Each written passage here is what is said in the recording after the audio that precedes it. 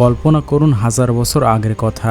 মানুষ যখন এক পাহাড় থেকে অন্য পাহাড়ে বা নদীর ওপারে যেতে চাইতো তখন তাদের একমাত্র ভরসা ছিল নৌকা। কিন্তু আজ সমুদ্রের ওপর দিয়ে বা পাহাড়ের ওপরে যে ব্রিজগুলো নির্মাণ করা হয়েছে সেগুলোই এইসব প্রতিবন্ধকতা দূর করেছে। কিন্তু এগুলো তৈরি করা কতটা চ্যালেঞ্জ সেটা কি কখনো আপনি ভেবেছেন?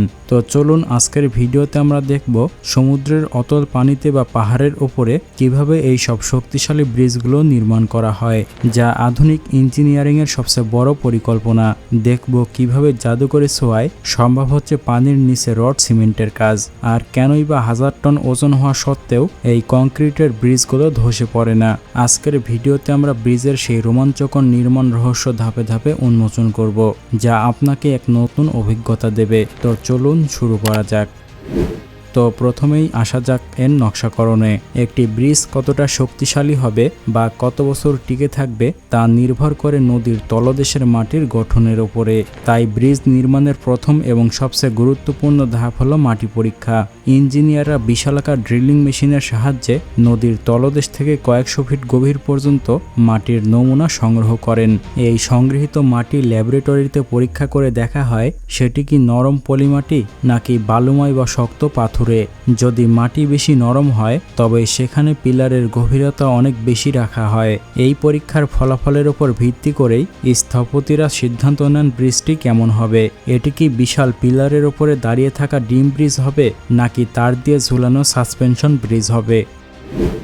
এরপরে ফাউন্ডেশন তৈরি। পানির ওপর দাঁড়িয়ে থাকা ব্রিজের সবচেয়ে বড় চ্যালেঞ্জ হলো এর ভিত্তি বা ফাউন্ডেশন তৈরি করা, কারণ প্রবহমান বিশাল জলরাশির ভেতরে কংক্রিট ঢালাই করা প্রায় অসম্ভব। তাই এই অসম্ভবকে সম্ভব করতেই ব্যবহার করা হয় ইঞ্জিনিয়ারিংয়ের এক জাদুকরী পদ্ধতি, যার নাম কফার ড্যাম। এটি মূলত একটি অস্থায়ী বাঁধের মতো। নদীর যে জায়গায় পিলার তৈরি করা হবে সেখানে বড় বড় স্টিলের পাতের শিট একের পর এক জোড়া দিয়ে পানির গভীরে গেঁথে দেয়া হয়। এরপর এগুলোকে ইন্টারলক করে একটি পানিরোধী দেয়াল তৈরি করা হয়, যা দেখতে অনেকটা বিশাল চারকোনা বা গোল ড্রামের মতো। এই দেয়ালটি নদীর প্রবল স্রোতকে ঠেকিয়ে দেয় এবং মাঝখানে একটি নির্দিষ্ট এলাকাকে নদী থেকে বিচ্ছিন্ন করে ফেলে। এটি মূলত পানির নিচে শুকনো জমি তৈরির প্রথম ধাপ, যা ছাড়া আধুনিক ব্রিজ কল্পনা করাও কঠিন। এরপরে কফার ড্যামের স্টিলের দেয়ালগুলো যখন শক্তভাবে নদীর তলদেশের মাটিতে গেঁথে দেয়া হয় তখন শুরু হয় এর আসল যান্ত্রিক কাজ। এই বিশাল ঘেরাও করা এলাকার ভেতরে তখনও হাজার হাজার টন পানি জমে থাকে। এই পানি বের করার জন্য ব্যবহার করা হয় উচ্চ ক্ষমতা সম্পন্ন বড় বড় বৈদ্যুতিক পাম্প। এই সব পাম্পের সাহায্যে যখন ঘেরাও করা অংশের সব পানি বাহিরে নদীর মূল স্রোতে ফেরত পাঠানো হয় তখন অবাক করার মতো এক দৃশ্য তৈরি হয়। নদীর মাঝখানে হঠাৎ করে বেরিয়ে আসে এক টুকরো শুকনো জমি।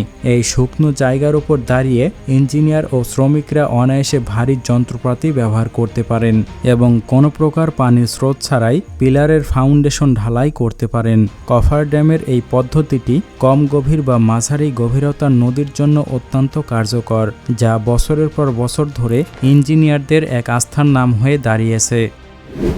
কিন্তু সবসময় নদী শান্ত বা কম গভীর থাকে না। যখন কোনো বিশাল সমুদ্র বা অত্যন্ত গভীর এবং খরস্রোতা নদীর ওপর ব্রিজ তৈরি করতে হয় তখন এই প্রযুক্তিও সেখানে হার মেনে নেয়, কারণ গভীর পানির প্রবল চাপে কফার ড্যামের স্টিলের দেয়ালগুলো দুমড়ে মুচড়ে যেতে পারে। আর এমন পরিস্থিতিতে ব্যবহার করা হয় কাইসন পদ্ধতি, যেটি কংক্রিট বা স্টিলের তৈরি বিশালাকার একটি চেম্বার বা কক্ষ, যা দেখতে অনেকটা বিশাল এক উল্টো বালতির মতো। এই কাইসনগুলোকে ডাঙায় তৈরি করে জাহাজের সাহায্যে নদীর মাঝখানে নিয়ে আসা হয় এবং নির্দিষ্ট স্থানে ডুবিয়ে দেওয়া হয়। এই বিশাল কাঠামোর নিচে বায়ুচাপের সাহায্যে পানি আর ঢুকতে পারে না, যাতে ভেতরে ঢুকে শ্রমিকরা মাটি খনন করতে পারেন। আর এটি এতটাই শক্তিশালী যে সমুদ্রের শত শত ফিট গভীরেও এটি নিজের ওজনের চাপে মাটির ভেতরে ঢুকে যায় এবং ব্রিজের জন্য এক মজবুত ভিত্তি তৈরি করে। এরপরে শুকনো কাইসন বসানো হয়ে গেলে শুরু হয় ব্রিজের সবচেয়ে শক্তিশালী অংশ তৈরির কাজ, যাকে বলা হয় পাইলিং, যা মাটির অনেক গভীরে গিয়ে ব্রিজকে শক্ত করে ধরে রাখে। বিশালাকার ড্রিলিং মেশিনের সাহায্যে মাটির ভেতর কয়েকশো ফিট গভীর পর্যন্ত গর্ত করা হয়। এই গর্তগুলো এতটাই গভীর হয় যে যতক্ষণ না পর্যন্ত মাটির নিচে কোনো শক্ত মাটি পাওয়া যায় ততক্ষণ ড্রিলিং চলতেই থাকে। এরপর সেই গভীর গর্তের ভেতরে লোহার রডের তৈরি বিশাল খাঁচা ঢুকিয়ে দেওয়া হয় এবং উচ্চমানের কংক্রিট দিয়ে তা পূর্ণ করা হয়। আর এক একটি পিলারের নিচে এরকম কয়েক ডজন পাইলিং করা হয়, যা নিশ্চিত করে যে ওপরের হাজার হাজার টন ওজন এবং নিচের পানির প্রচণ্ড স্রোতেও ব্রিজটি 1 ইঞ্চিও না নড়ে। তারপর পাইলিংয়ের কাজ শেষ হলে শুরু হয় ব্রিজের মূল কাঠামো বা পিলার তৈরির কাজ। পাইলিংগুলোর মাথার উপরে একটি বিশাল এবং অত্যন্ত শক্তিশালী কংক্রিটের স্ল্যাব ঢালাই করা হয়। এই পাইল ক্যাপই মূলত পুরো ব্রিজের লোড বা ওজন পাইলিংগুলোর মধ্যে সমানভাবে ভাগ করে দেয়। এরপরে এই পাইল ক্যাপের ওপর থেকেই পিলারের মূল স্তম্ভটি ধীরে ধীরে ওপরের দিকে উঠতে থাকে। এরপরে পিলারগুলো যখন তাদের নির্দিষ্ট উচ্চতায় পৌঁছে যায় তখন তাদের মাথার ওপর একটি প্রশস্ত এবং অত্যন্ত শক্তিশালী কংক্রিটের কাঠামো তৈরি করা হয়। এই অংশটি তৈরির সময় অত্যন্ত নিখুঁত পরিমাপের প্রয়োজন হয়, কারণ এর ওপরই বসানো হবে ব্রিজের মূল স্প্যান। আজ থেকে অনেক আগে, মানে পুরনো দিনে, ব্রিজের পুরো রাস্তা পিলারের ওপর মাচা বেঁধে ঢালাই করা হতো, যা ছিল অত্যন্ত সময় সাপেক্ষ এবং ঝুঁকিপূর্ণ।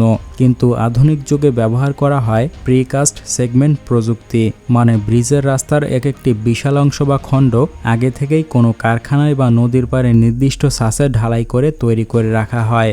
এই খণ্ডগুলোকে বলা হয় সেগমেন্ট। এক একটি সেগমেন্টের ওজন কয়েকশো টন পর্যন্ত হতে পারে। তারপর একটির পর একটি খণ্ড জোড়া দিয়ে খুব দ্রুত মাইলের পর মাইল রাস্তা তৈরি করে ফেলা হয়। সেগমেন্টগুলো যখন একের পর এক পিলারের ওপর বসানো হয় তখন সেগুলো শুধু পাশাপাশি থাকলেই চলে না, তাদেরকে একটি অবিচ্ছিন্ন এবং অত্যন্ত শক্তিশালী রাস্তায় পরিণত করতে হয়। এই কাজটির নাম পোস্ট টেনশনিং। সেগমেন্টগুলোর ভেতর দিয়ে আগে থেকে সরু সরু ছিদ্র রাখা হয়, যার ভেতর দিয়ে উচ্চ শক্তির স্টিলের তার বা টেন্ডন প্রবেশ করানো হয়। এরপর বিশালাকার হাইড্রোলিক জ্যাক ব্যবহার করে এই স্টিলের তারগুলোকে প্রচণ্ড চাপে টেনে ধরা হয় এবং দুই প্রান্ত থেকে লক করে দেয়া হয়। এই প্রচণ্ড টান বা সেগমেন্টগুলোকে একে অপরের সাথে এমনভাবে চেপে ধরে যে সেগুলো একটি একক শক্তিশালী বিমে পরিণত হয়। এর ফলে ব্রিজের ডেক বা রাস্তা কয়েক হাজার টন ভারী যানবাহনের চাপেও কখনো ফাটল ধরে না। তারপরে সবগুলো স্প্যান বা ডেক যখন জোড়া লেগে যায় তখন ব্রিজটি তার পূর্ণাঙ্গ রূপ ধারণ করে। কিন্তু কাজ এখানেই শেষ নয়। এরপর শুরু হয় ফিনিশিংয়ের শেষ পর্যায়ের কর্মযজ্ঞ। ব্রিজের ওপরের অংশে পানি নিষ্কাশনের জন্য ড্রেনেজ সিস্টেম তৈরি করা হয় এবং কয়েক স্তরে ওয়াটারপ্রুফিং করা হয়, যাতে বৃষ্টির পানি কংক্রিটের ভেতরে ঢুকে রডগুলো নষ্ট করতে না পারে। এরপরে করা হয় বিটুমিনের কার্পেটিং বা পিচ ঢালাইয়ের কাজ। রাস্তার দুই পাশে শক্তিশালী রেলিং বা প্যারাপেট ওয়াল তৈরি করা হয় এবং রাতে চলাচলের জন্য স্থাপন করা হয় আধুনিক আলো। এরপর সবশেষে চলে লোড টেস্টিং বা ওজন পরীক্ষা, যেখানে কয়েক ডজন ভারী ট্রাককে ব্রিজের ওপরে দাঁড় করিয়ে দিয়ে দেখা হয় তা নকশা অনুযায়ী ওজন সইতে পারছে কিনা। আর এই সমস্ত ধাপ সফলভাবে পার হওয়ার পরই একটি ব্রিজ জনসাধারণের জন্য উন্মুক্ত করে দেওয়া হয়।